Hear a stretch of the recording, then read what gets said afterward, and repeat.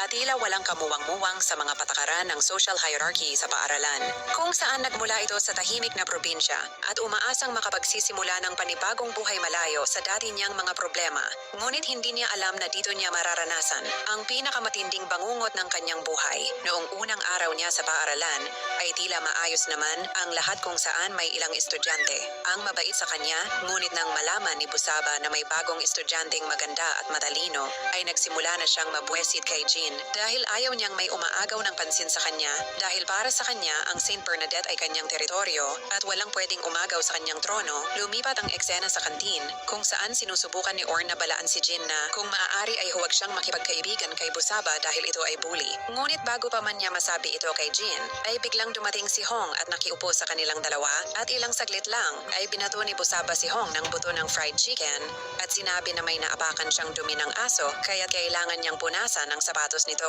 Dahil sa takot ni Hong kay Busaba ay agaran niyang pinunasan ang sapatos ni Busaba. Lumipat naman ang eksena sa gym kung saan may pinagtripan na namang kaklase si Busaba sa pamamagitan ng pag-spike nito sa bola patungo sa kanyang teammate. At nang dumating si Jin sa gym ay hinamon niya si Busaba at sinabing mag one-on-one sila at sinabi na kung matalo niya ito ay titigilan na ni Busaba ang masamang pinaggagawa nito. At nang naglaban na ang mga ito ay hindi sadyang napalakas ang pag-spike ni Jin sa bola kung saan tinamaan nito si Busaba. At dahil sa lakas ng pagkakahampas ay napatumba niya si Busaba sa court at nang susugurin na niya sana si Jin ay biglang dumating ang kanilang coach at agarang inilayo ang dalawang player na ito sa isa't isa. Habang nasa kantin sina Jin at bago nitong mga kaibigan ay ibinahagi ng mga ito kung paano sila binubuli ni Busaba araw-araw sa paaralan. Kaya't sinabi naman ni Jin sa kanila na dapat lumaban sila upang matigil ang kanyang pambubuli sa kanila. Dahil malalaman na nabuli rin pala si Jin sa dating niyang paaralan, kaya't nilabanan niya ito upang hindi na maulit ang pangbubuli nito sa kanya. Ngunit hindi nito sinabi na aksidente niyang napatay ang bully habang sila'y nag-aaway dahil aksidente niyang naitulak ito at nahulog mula sa rooftop. At habang nag-uusap ang mga ito, ay nadumihan ang skirt ni Jin kaya't agaran niya itong nilinis sa likod ng kantin at ilang saglit lang ay sumulpot sa likuran niya si Gan upang maghugas rin ng kamay. At nang makita sila ni Orin ay sinabihan niya si Jin na huwag pansinin si Gan dahil siya ang boyfriend ni Busaba. At nang nasa classroom na ang mga ito, ay kinumpronta ni Busaba si Jin at sinabi na kailangan nilang mag-usap sa itaas ng rooftop kaya't pinuntahan siya ni Jin at sinabi kaagad kay Busaba na sabihin na niya agad kung ano ang gusto niyang sabihin. Kaya naman dito na ibinahagi ni Busaba ang patungkol sa nangyari kahapon sa pagitan nilang dalawa kung saan pinatawag siya ng kanilang coach at sinabihan na kung mauulit pa ang ginawa niya ay tatanggalin na siya sa paaralan. Kaya't sinabi niya kay Jin na nakipag-usap siya sa kanya upang tapusin na ang away sa kanilang dalawa. Dahil dito ay nakipagkamay si Jin sa kanya, sinyalis na pinapatawad na niya ito. Samantala nagpadala ng mensahe si Gan kay Jin hanggang sa nagchat na silang dalawa. Ngunit hindi alam ni Gan kung sino ang kanyang kachat dahil wala itong profile picture. Ngunit alam naman ni Jin na ito ay si Gan at nang nakasalubong ni Jin si Busaba sa paaralan ay nakiusap ito kay Jin kung pwedeng samahan siya nito dahil may tutoring gig siya at unang session niya ngayon at tila natatakot pa daw siyang pumuntang mag-isa. At nang sinamahan na niya si Busaba ay tila nakaramdam ito ng kakaiba dahil ang patungo ito sa isang squatter at magulong lugar. Kaya't agaran sinabi ni Jin kay Busaba na uuwi na lang ito. Subalit pinigilan siya ni Busaba at pagpasok nila sa isang bahay ay bumungad sa kanya ang mistulang club. At nang umakyat ang dalawa ay may isang mukhang manyak na lalaki naghihintay kina Jin at pagkatapos ay binigyan nito ng pera si Busaba at iniwan si Jin mag-isa. At dito niya nalaman na ibinenta pala siya ni Busaba upang mabembang at sa kabutihang palad ay may nakatagong kutsilyo si Jin sa kanyang baywang kaya't nagawa niya itong labanan at natakasan ang mga bangag na lalaki. Kinabukasan ay agarang niyang sinugod si Busaba sa kantin kung saan tinutukan niya ito ng kutsilyo at ibinahagi sa iba na ibinugaw siya nito sa isang club.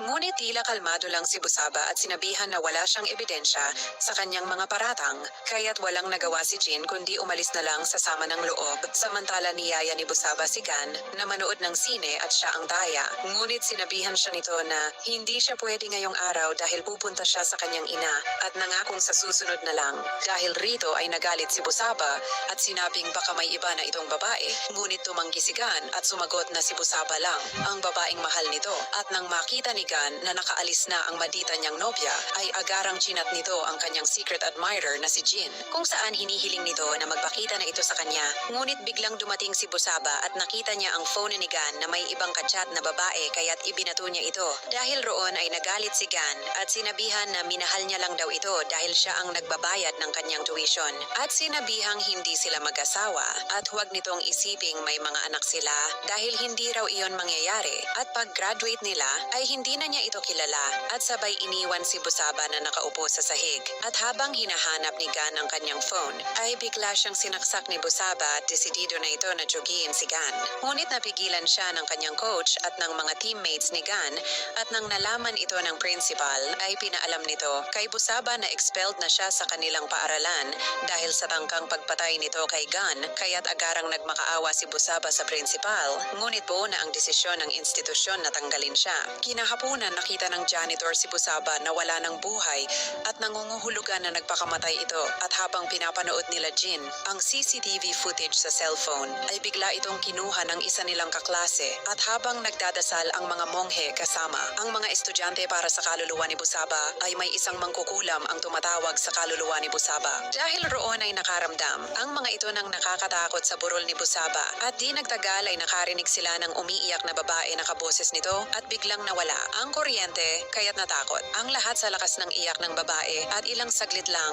ay nalaglag ang kabaong ni Busaba dahilan upang lumabas ang katawan nito sa harapan ni Jin. Habang nakatitig siya kay Busaba ay bigla na lang dumilat ang dalawang mata nito dahilan upang mapasigaw ito sa takot. Dahil sa nangyari ay hindi makatulog si Jin dahil sa kanyang nasaksihan na nakakakilabot at nang nakatulog na ang mga ito ay nagising si Orn at tila napansin ang Silya na gumalaw mag-isa at tumapat sa kanya at nang tumingala ito ay nakita niya si Busaba na nag-aagaw buhay kaya't napasigaw si Orn habang ginigising siya ng mga kaibigan dahil binabangungot lang pala ito. Kinabukasan ay natagpuan ang mga kalat ng mangkukulam sa gym ng paaralan. Inakala ng guard na ang janitress ang may kagagawa ng kalat na ito ngunit itinanggi ito ng janitress at sinabing magre-resign na lang siya kung ipapalinis pa ito sa kanya. At nang dumating, ang magkakaibigan ay agaran ng mga itong tinanong sa janitor kung ano ang kalat sa sahig kaya't sinabi nito na ito ay galing sa mangkukulam at may tinawag siyang espiritu at dahil sa sobrang pagkasunog ng mga kalat sa sahig ay marahil matagumpay nitong napabalik ang tinawag nitong kaluluwa. Kalaunan ng mag-ensayo,